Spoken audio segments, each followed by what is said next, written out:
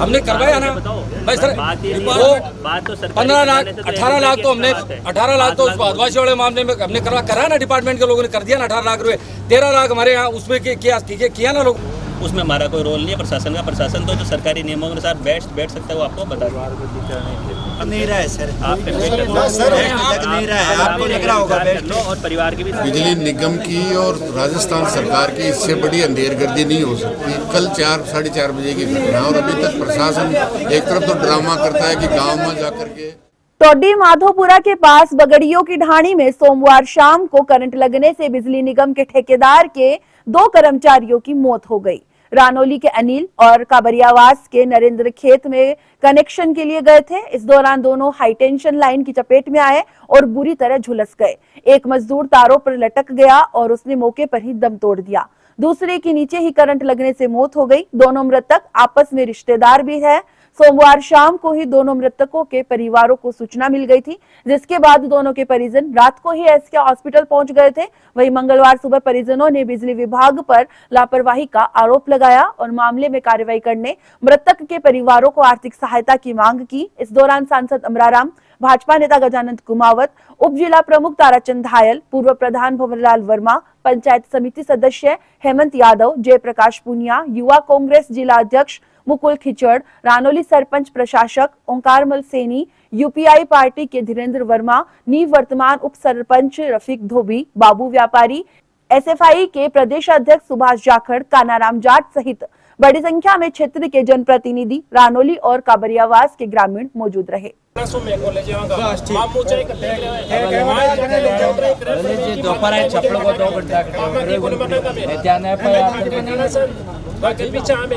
मैं कॉलेज की बात मैं कह रहा है हमारे 5 दुनिया ने एडिशनल दे दो भी मैं एडमिट कर रहा है भी मैं नटा होने की बात कर रहा हूं भाई यार कहिए ताकि परिवार के चिकनी चुपड़ी बात मानता आज हम काल होते बैठे बड़ा कोई का सामने तो लोग गांव के जमा दे बापड़ा बात 2 दिन बैठ गया क्या बोला मामला बना दिया काम ये नियमानुसार है, ये तो सब हो रहा है। प्रशासन की तरफ से क्या आर्थिक पैकेज हमने तो देखो कोई बहुत सारे ऐसे केसेस देखे हुआ ही ऐसा ये तो हुआ है तो वही हो ही रहा है। प्रशासन से आप क्या हुआ करोगे इसमें तो आज किसी 100 का नोट ही नहीं दिया किसी इसमें तो 100 का नोट ही नहीं दिया। और नौकरी का मामला इनका एक वो भी कोई इसमें नहीं हुआ, मांग पत्र में वो भी था। प्रशासन वो नहीं कर सकता है क्या? अब आपको देखो बेस्ट जो है वो कन्वे कर दिया। बेस्ट लग नहीं रहा है सर। आप कन्वे कर दो सर, बेस्ट लग नहीं रहा है, आपको लग रहा होगा बेस्ट लो और परिवार की भी सोच लो। बेस्ट लग नहीं रहा है, बोलने दो, परिवार की सोच मिली इनको भी बोलने दो और इनको फ्री छोड़ो आप लोग। आप क्या वाले करते हैं सर, ले जाओ कोई टकराव करना चाहते हो इसके पटकर के और परिवार में क्या होगी। आईपीएस साहब ने ये कहा था सीओ ऑफिस में आधे घंटे में हम इस पर सकारात्मक बात करना। इसमें ये इनरोल्ड हैं तो ग्रुप इंश्योरेंस से इनको जैसे हिसाब से इनके परिवार के सदस्यों की बात करवा दी है। जो लगातार ऐसे केस रहते हैं उनका कहना है कि इस उम्र में इनकी डेथ हुई है उस हिसाब से उनको 15 लाख रुपये कवरेज कम से कम। और प्लस अगर उसमें अगर ऐसा लगता है अपने को भाई केस का पता नहीं कब मिलेगा, लेट मिलेगा, वकील साहब कहना है कि मिलेगा तो पक्का, और अगर जितना लेट मिलेगा उतना उनको 1 रुपये सैकड़ा यानी कि 12% सालाना 12% अगर ब्याज जुड़ के मिलेगा तो उसमें इनको कोई नुकसान नहीं है। और तीसरा फिर वो जो बिजली विभाग है वो भी जो है वो आर्थिक सहायता के रूप में इनको 5 लाख रुपये देने के लिए उन्होंने एग्री किया है। तो ये अपने विचार इसमें ये सहमति बनी है परिवार वालों के लोगों से जाती। और अब आपसे मेरा निवेदन है कि आप सभी लोग जो है इस करने को समाप्त करें और पोस्टमार्टम के लिए बॉडी को भेजें। घर वालों की भी सोचे, घर पे महिलाओं क्या इस हालत हो रही है इस समय। आप सब लोग बैठे हैं यहाँ पे, बढ़िया आपने साथ दिया इनका, लेकिन अब जो है आगे कार्रवाई करने दें। परिवार के सदस्यों को भी जो है वो फ्री छोड़े, इनको आगे कार्रवाई करने दें। और ऐसा है कि हमने पूरी, आप भी आए थे, सब आए थे, हमने जितनी में कोशिश हो सकती है, इसलिए हमने एक बार को बात उठी कि ये 15 लाख रुपए जो इंश्योरेंस वाले मिलते हैं वो सही है या नहीं है। तो हमने जो वकील साहब हैं जो ऐसे केसेस ही लड़ते हैं उनको बुला के उनके सामने परिवार वालों से उनकी बात कराई है। उन्होंने कहा कम से कम 15 लाख, और जिस उम्र में उनकी मृत्यु हुई है उस हिसाब से ज़्यादा भी हो सकती है 15 लाख से। तो अपने हिसाब से जितना बढ़िया हो सकता है उतना हमने कराने की कोशिश करी है। पर आप ये समझो कि ये एक दुर्घटना है और इस मतलब किसी को इससे कोई लाभ नहीं हो रहा है। अब आप यहाँ बैठे हो, पूरा प्रशासन यहाँ बैठा है, एक दिन का काम रुका हुआ है सर, हम कोशिश कर रहे हैं। अब इसमें और ज़्यादा खींच के इस चीज़ को जिद करके कि नहीं इतना क्यों, हम तो और इसको थोड़ा हमारे पॉकेट में रहता तो हम दे देते हैं यार, ऐसा तो नहीं है ना। तो आप इस बाकी चीज़ आप समाज के इतने सारे लोग हैं, आप लोग भी कोई सहायता जरूर करें। पॉकेट से अलग तो कुछ लिया ही नहीं है ना, ये तो कल ही कर सकते हैं। अरे आज नहीं 500 ऐसा लोगों को परेशान करने की नौबत ही नहीं है। नहीं मैं बिजली निगम की और राजस्थान सरकार की इससे बड़ी अंधेरगर्दी नहीं हो सकती। कल 4-4:30 बजे की घटना, और अभी तक प्रशासन एक तरफ तो ड्रामा करता है कि गांव में जाकर के लोगों की समस्याओं को हम सुनते हैं, और कल से 2 लोगों की जान गई है, वो भी जवान लड़कों की। और ये पहली घटना नहीं है, हर 1-1.5 महीने में घटनाएं होती हैं, दर्जनों घटनाएं होंगी। और आज तो पहली ये ठीक से बरसात हुई है जिसमें 2 तो ये बिजली में काम करने वाले मजदूर के रूप में जवान थे, और 3 और इस बिजली निगम की लापरवाही के कारण 5 डेड बॉडी इसके अंदर है। इससे ज़्यादा अफसोसजनक नहीं हो सकती। बार बार जनप्रतिनिधि, पंचायत समिति, जिला परिषद में बार बार इस बात को उठाते हैं कि जो लाइनें ठीक नहीं है, मेंटेनेंस ठीक नहीं है, ये करें अभियान चलाया ठीक हो जाएगी।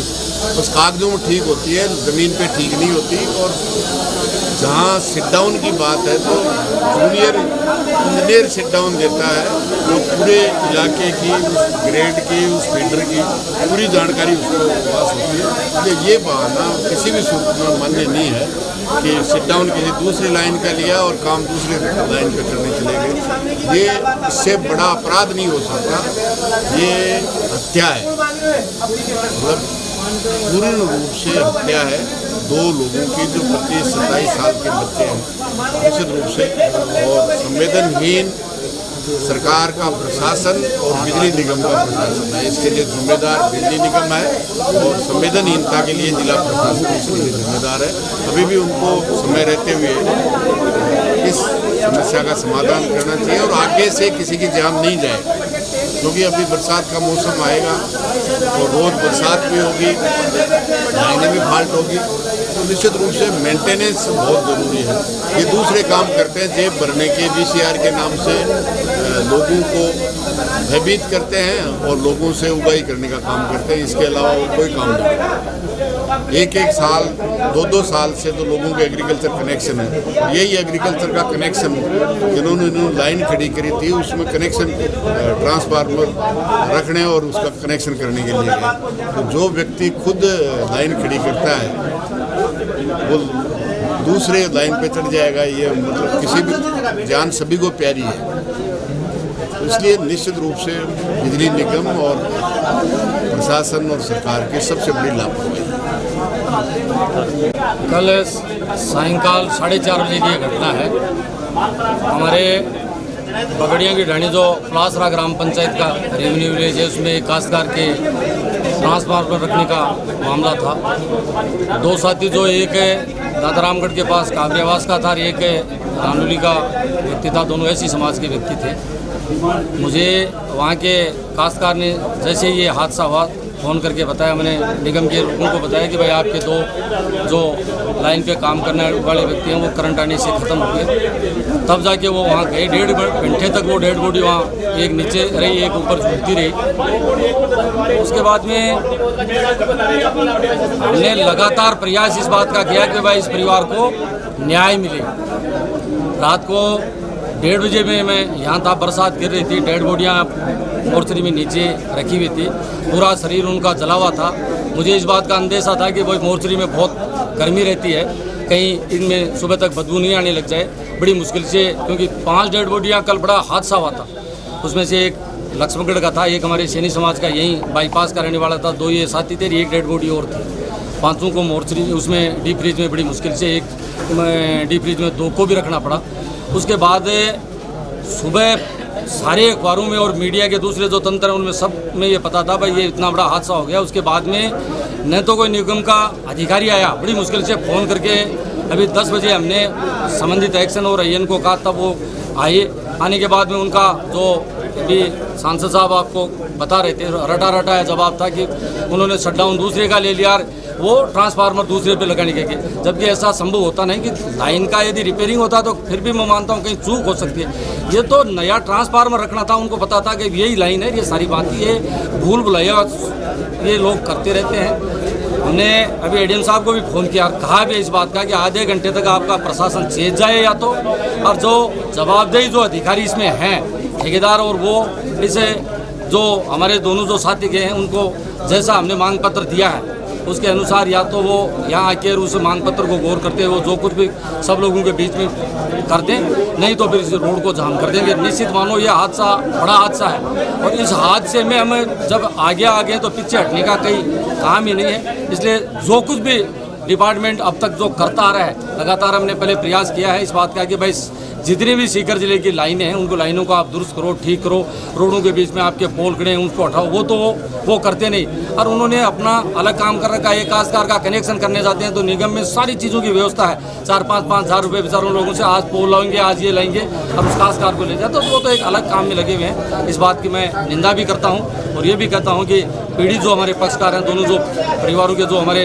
युवा साथी चले गए उनको तो हम लौटा नहीं सकते, लेकिन उनको मुआवजे के रूप में जो बन पाएगा उसके लिए हम सब लोग प्रयास करके अरे इस बात का निदान करें।